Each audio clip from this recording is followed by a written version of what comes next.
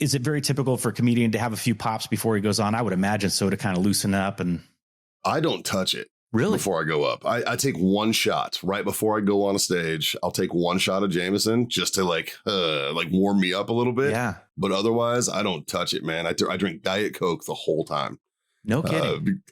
I don't want to mess up my timing. I don't want to mess up my jokes. If you mess up your joke, now you just look like a putz. You know what I mean? Like, you're not doing your job right. You know, it's like, I just tried to move. I tried to take the professionalism that I used in the Marine Corps and in the tactical world and everything and apply that to my life as a comedian. Right. That's pretty cool. Man. Like one of the things I learned when I started out is comedians don't wear shorts. We're not supposed to show your knees when you're on stage. People are there to listen to your jokes, not look at your legs, type of thing. Yeah. I never knew that. And then when I started, I live in Texas, man. I wear shorts constantly. Yeah. I'm not wearing pants right now. That's not happening.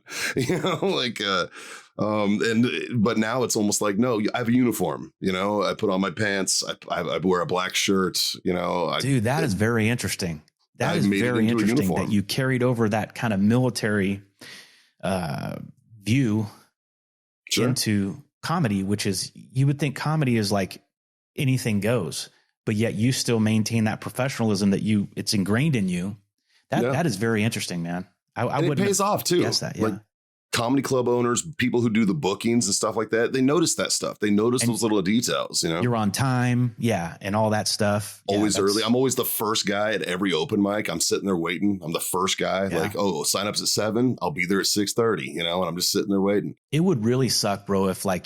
I could imagine it's probably like shooting. Like, there's some study back in the day, and I should know it, but I don't know the study. But like, it was maybe like between 2 and 3 drinks. They call it a group tightener, right? So in other words, your ability to shoot after a couple drinks was better than your ability to shoot before the drinks.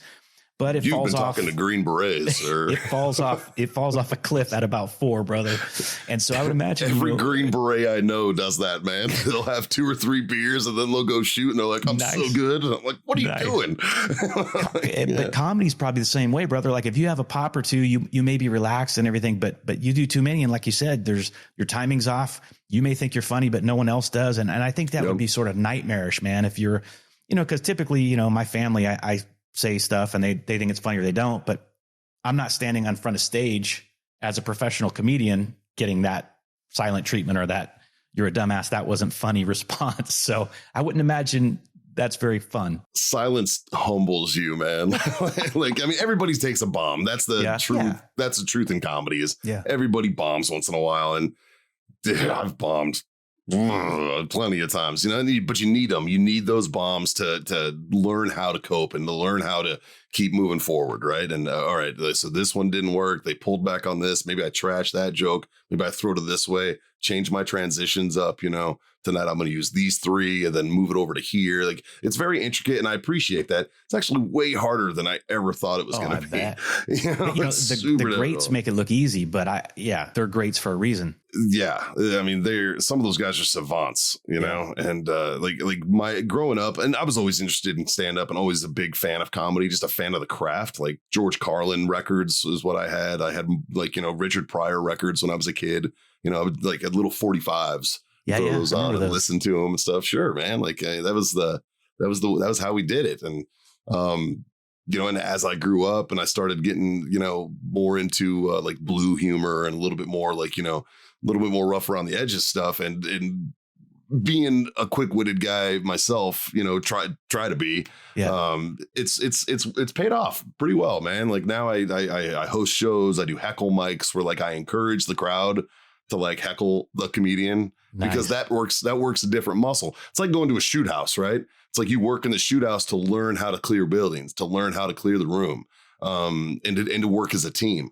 You work different muscles, right? It's a different mindset. So that's why like the beauty of comedy is that there's so many different platforms and so many different like genres of it almost. Like you can go to a heckle mic, you can go to a regular comedy club.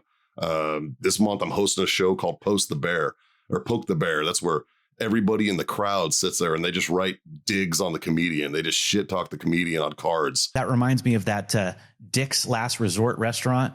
You familiar with that one? Oh, yeah. You ask for something, you'll say, can I have a burger and fries? And they're like, real original idiot. Or, it's just like one thing after another. They're like, hey, where you got that shirt, do they have men's clothing there? Just nonstop. But that's funny. What you said reminded me of that as far as writing nasty stuff or shit talking the comedian. It's such a good time.